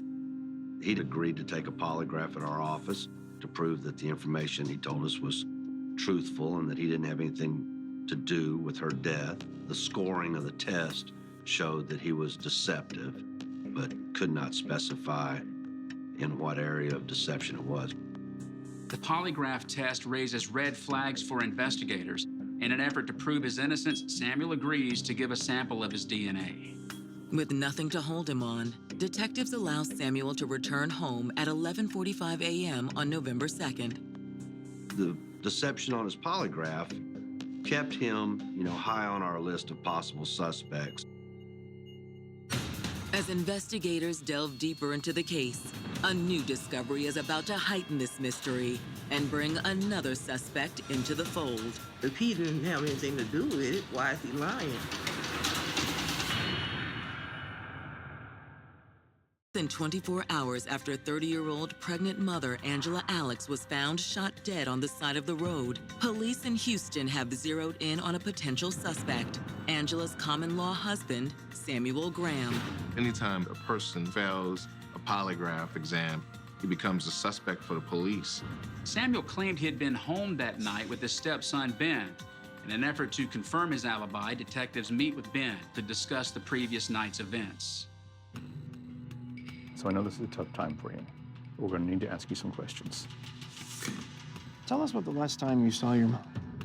He said his mom left home at about 9:30 p.m. and that he had watched TV until about 10:30 p.m.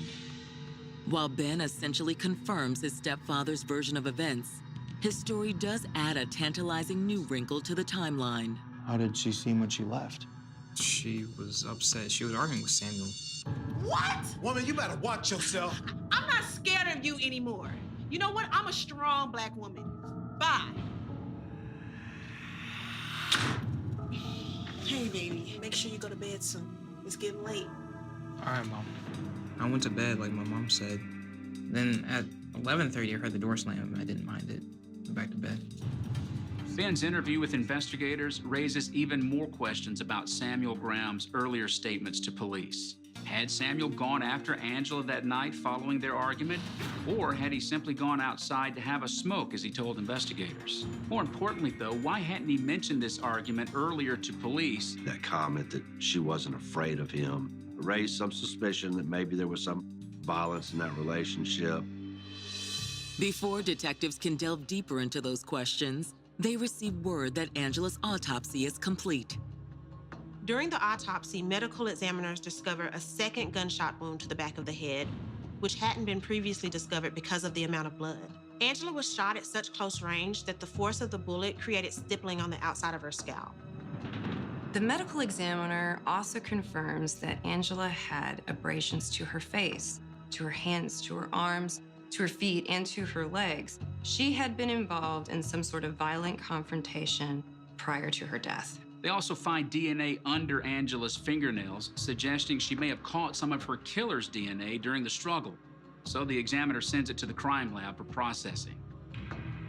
Whenever police have a crime like this, where you have a pregnant woman who's been brutalized and then shot point blank, they know that there's an emotional connection between the victim and the killer. The next morning, detectives meet with Angela's mother, Mary Alex, in the hopes of learning who might have wanted to hurt Angela. We don't want to add more grief for you, but let's talk a little bit about Angela. Mary reveals that Samuel Graham's brother, James Bennett, has been acting strange ever since Angela's murder. The morning after Angela was murdered, and while Samuel Graham was at the station for questioning, various family members came over to the house to watch the younger kids. Samuel's brother, James, he came in and well, he was intoxicated. He was looking kind of banged up looking. His hands was all swollen. Just looking at the scratches on his hands and stuff kind of made me think, you know, maybe my sister was fighting him off or something. Mary says that as reporters swarmed the front yard of her daughter's home that morning, James took the lead and began giving his own interviews. Yeah, man. To shoot somebody in the back twice is cowardly. We were suspicious about how somebody would know that, even though she wasn't actually shot in the back, she was shot twice, and that information had not been released by the investigators or the sheriff's office. Could Samuel Graham have enlisted the help of his brother to kill Angela? And was James' erratic behavior the consequences of his own guilt? While detectives digest the new intel, they get a phone call from a man named Denario Lampkin, who claims to have information regarding the murder case. I've been following the Angela Alex case, and I just wanted to provide some information for you. We dated a while back, and, you know, we remain kind of close every once in a while. She'd give me a call. But she confided in him, and he told the police that he thought Samuel Graham was probably the person behind her murder. Denario confirms detectives' suspicions that Samuel and Angela's relationship had hit a rough patch. In fact, Denario claims Angela was thinking about leaving Samuel. The last thing I heard when I talked to her was that their relationship was kind of on the rocks. She was planning on moving out, going about her way, and leaving Sam behind. He was suspicious and just wanted to make sure that we were aware of how their relationship was, really. He told this all to the police, and he seemed quick to point the finger at Samuel Graham as a suspect in this case. He himself voluntarily gave a DNA sample. With each passing hour and each new witness, investigators' suspicions about Samuel Graham only grow. And when detectives question him again, what they discover is jaw-dropping. How is it that the same day that she tells Samuel about another man, she ends up dead? And that is just way too much of a coincidence.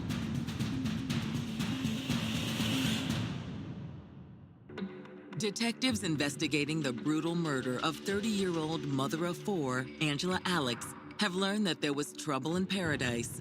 The seemingly happy relationship Angela had shared with Samuel Graham was in fact riddled with problems, and Angela was planning on leaving him. Has Samuel just come to this place where he couldn't accept the fact that maybe she was considering moving out?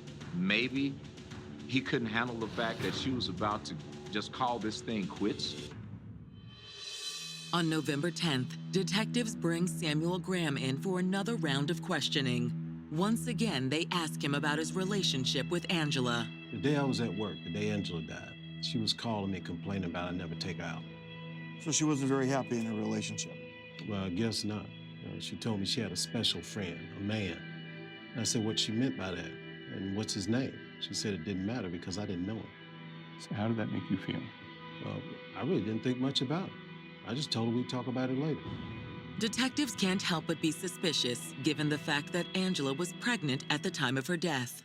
Is it possible that this guy, Mystery Man, was the father of this child that she was allegedly carrying? And how is it that the same day that she tells Samuel about another man, she ends up dead?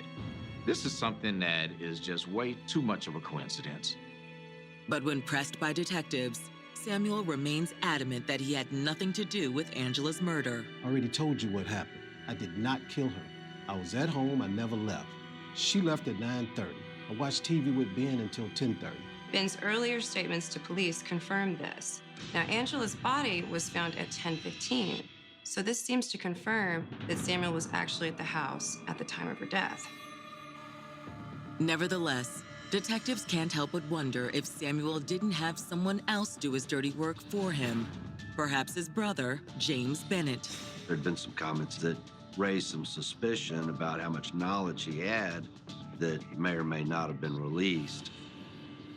Detectives track down James Bennett and bring him into the station for questioning.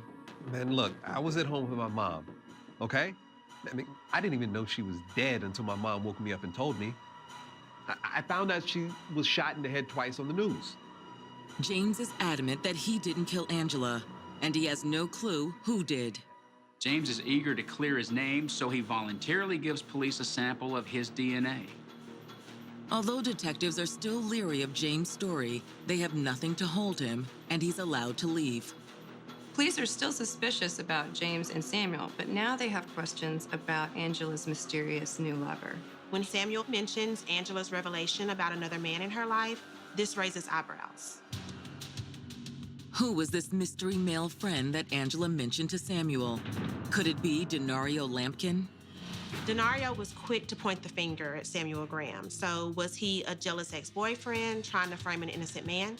Denario claims that he was at home with his current girlfriend the night of the murder. And when detectives look into this, it checks out. Multiple sources, including his girlfriend, confirm his alibi. At this point, investigators have two other possible suspects, Samuel Graham and James Bennett, but they have no evidence to tie either one of them to the crime scene. Looking for new leads, detectives review the catalog of evidence collected from the crime scene and stumble upon the empty beer can that was recovered near Angela's SUV. Angela was pregnant, so police know that the beer probably wasn't hers.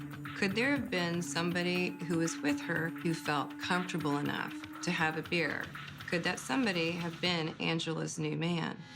But a lone beer can may not be the only crucial clue for this investigation. Soon another discovery is about to blow the doors of this case wide open. She's saying that she was forced to have sex with him. 3 months into investigating the murder of 30-year-old Angela Alex, detectives now know their victim had an argument with her common-law husband, Samuel Graham, over Angela's alleged infidelity. The fact that Samuel Graham has an argument with her could be evidence that he potentially could be involved in her murder. Moreover, police must also ask, who is Angela's mystery lover? And could he be hiding from police for a sinister reason? Police had recovered a beer can from the crime scene, but while they were processing that evidence, they came across something else, an envelope that had initially been recovered from Angela's SUV. Inside that envelope is an application for child support, but the name written on the application isn't the one they expect. The child support application has Joe Sanders' name and his license plate number on it. This is a shocking revelation. Her sister Monica has a child with Joe Sanders, and now his name is found on a child support application in Angela's SUV at the murder scene. Finding Joe's name on the application threw detectives for a loop. Could Angela have been trying to get custody of her nephew, or was there something else going on? As detectives grapple with this secret revelation about Angela's life, they receive a phone call from her mother, Mary Alex. Angela's sister told her mother about some letters that Angela had written to her in prison that might be beneficial to the investigators. We arranged to have a telephone conversation with Monica. And what Monica reveals during that phone conversation changes the course of their investigation. Angela Alex writes a letter to her sister Monica. Now, Monica and Joe Sanders have a child together, and that's the child that Angela has been babysitting. If nothing else, by default, because she babysat Joe's son, they interacted, they got to know each other. And when that happens, relationships develop. So she decides to come clean and tell her sister that I am pregnant with Joe's child. But Monica says Angela insisted it wasn't her fault. Angela tells Monica Joe started threatening to withhold her visitation if she didn't have sex with him. And she claimed it wasn't something that she wanted to do, but that she just felt she was pressured or blackmailed in order to have visitation with Monica's son. but she may have had sex with him consensually. It may have been that she wrote the letter to her sister for some explanation. In order to verify Monica's shocking allegations, detectives have her mail Angela's letter to them. At the lab, it is confirmed that Angela Alex is indeed the author. In order to prove Angela's claims about her unborn child's paternity, detectives know they will need Joe Sanders' DNA.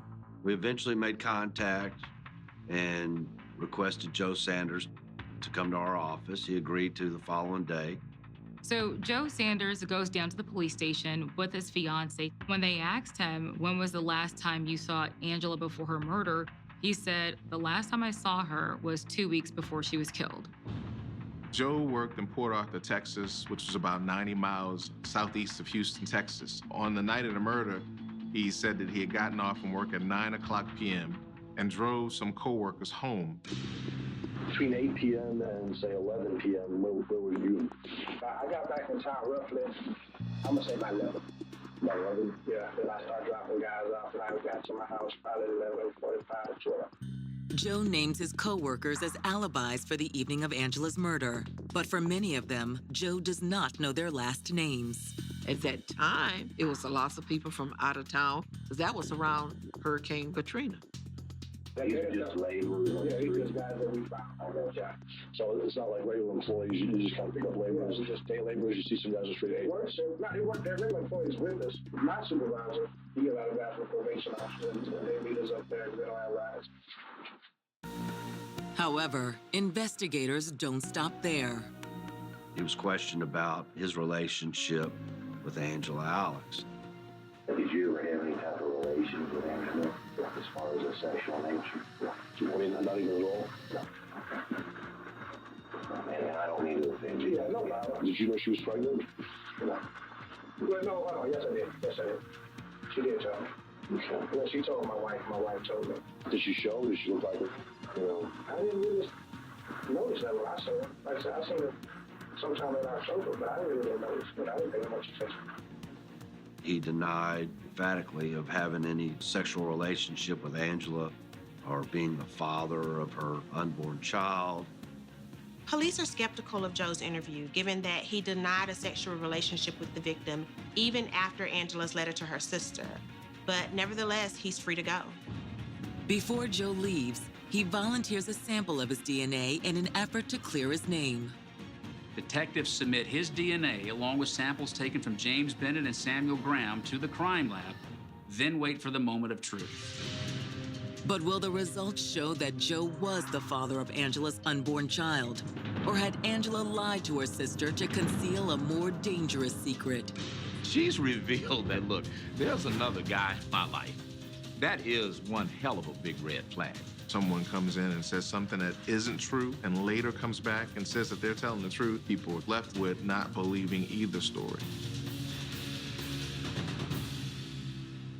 6 months after Houston detectives first began investigating the murder of mother-to-be Angela Alex, they have uncovered an intricate web of lies, including that the father of Angela's unborn child might not be her common-law husband, Samuel Graham, but Joe Sanders, her sister's former lover. So at this point, authorities are looking at 3 key suspects: the common-law husband, Sam, the brother, James, and also Joe Sanders. While detectives wait for the results of the DNA test, they continue their investigation and obtain warrants for Angela and Joe's cell phone records. As detectives begin pouring through the call logs from the night of November 1st, they make an eye-raising discovery. Angela Alex called Joe Sanders at least 20 times between 6:50 p.m. and 7:10 p.m. Then, between 9 and 9:15 p.m., approximately 1 hour before Angela's body was found, she made 3 more calls. The records from Angela's cell phone showed that those last 3 calls went to Joe Sanders' phone. When we got Joe Sanders' phone records, the cell towers that his phone connected to were all within about 2 miles of the murder scene. In light of the cell phone records, detectives now theorize that Joe was not in Port Arthur, Texas at 9 p.m. on November 1st, 2005 as he claimed, but rather en route to meet Angela. a proposition bolstered by investigators' inability to confirm Joe's alibi. He named the people, and we diligently tried to make contact with these people and see if they could alibi him, and they did not provide an alibi for him. With no verifiable alibi for Joe, detectives wonder, what is Joe really trying to hide? But they won't have to wait long for an answer. We finally get the DNA results.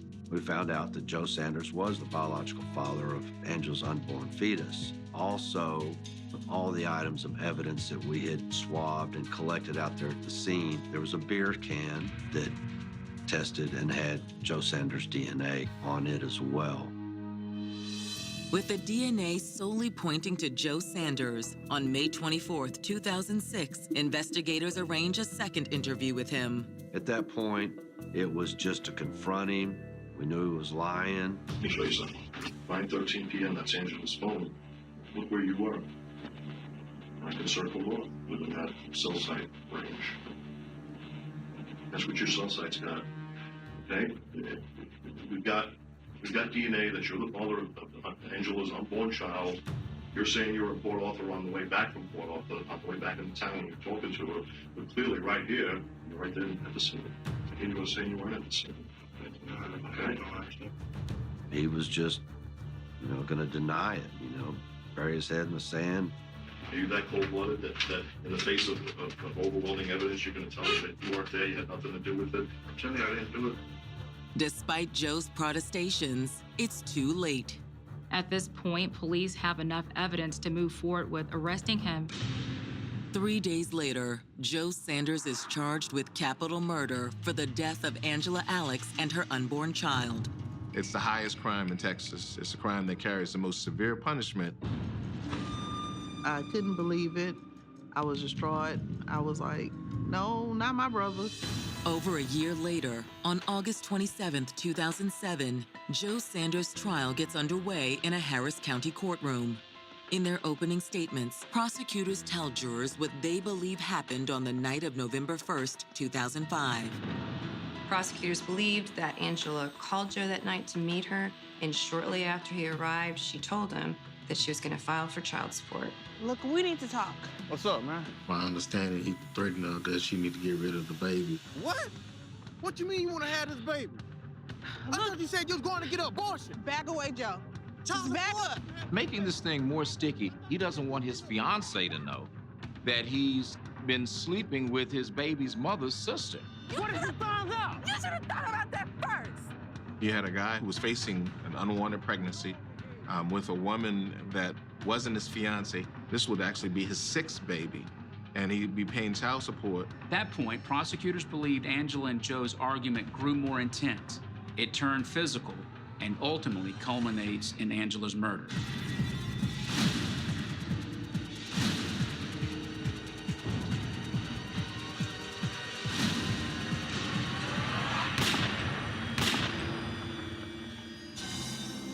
The state's case primarily centered off of circumstantial evidence. They had cell phone records showing Joe was in the area.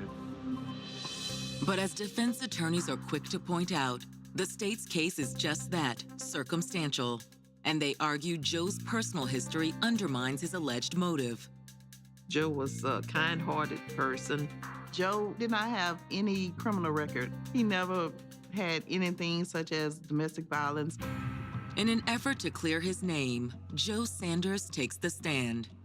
Joe Sanders says he lied to the police several times about his affair with Angela because he didn't want his fiancée to find out or his family to find out about it.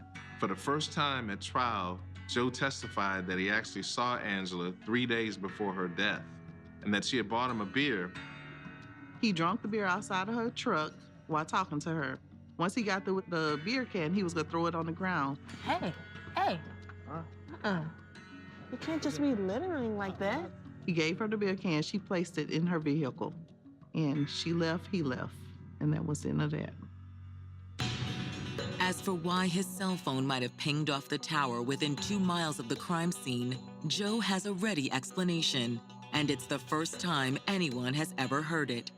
Joe says he worked in Port Arthur until about 7 p.m. and then drove back to Houston to drop off coworkers. He drank some whiskey in the Acre Homes area and then dropped off a coworker right near the crime scene at the time that the murder was occurring, but says he never went east of I-45. He got home around 10 p.m. There were some inconsistencies with his previous statement to the police and his trial testimony. When he took the stand, I was looking at it like I was just burning it with my eyes. I mean, how you change a story like that. The defense also focuses on what they believe is a major weakness in the state's case, the DNA evidence. There's no gun registered to him. There's no DNA from him on a car. There's no DNA inside the car. No DNA on her body. The only DNA they found was on the beer can. That's it. In a violent struggle like this, you'd expect to see some DNA from a suspect under her fingernails if there's scratching, if there's clawing. And in this case, they actually found the DNA of an unknown male under her fingernails. And it wasn't Joe's DNA. Unfortunately, that DNA was never matched to any of the known suspects. So who that DNA belongs to, no one knows. Has Joe Sanders and his defense team raised the cloud of reasonable doubt in the minds of jurors? On August 31st, nearly 2 years since Angela's murder, the jury retires to deliberate Joe's fate. A few short hours later, they return with their verdict. Joe is convicted of capital murder and sentenced to life without parole. It was a sign of relief that they convicted him. There was some closure to us anyway. And while Angela's family celebrates the conviction, those close to Joe remain adamant that he's innocent and that Angela's real killer is still out there.